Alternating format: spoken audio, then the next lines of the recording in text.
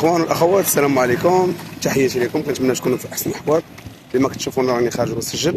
الا راه بانت لي شي حاجه خصنا نهضر عليها اليوم. نهضروا على واحد المدينه اللي ما خصهاش كاع تسمى بمدينه، خصها تسمى بفيلاج. او المهم هذه سميتها مدينه حد السوالمه البصره، معروفه الطريق الوطني الاخوان. اول مره غادي نشوف يعني مدينه بهذا الحجم. مدينه حد السوالم مدينه صناعيه، مدينه كبيره، ولكن مهمشه بواحد الطريقه ما تصدقش. يعني تحت تشوف بعينيك.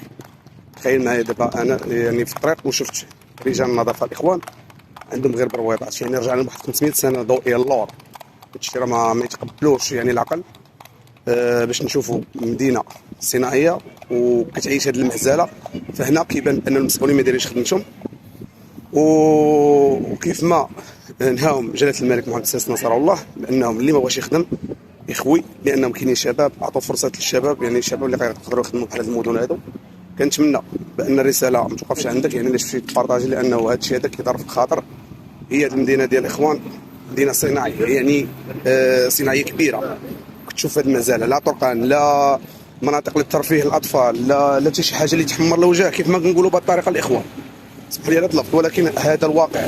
تحياتي لاي واحد بارطاج هذا الفيديو. السلام عليكم.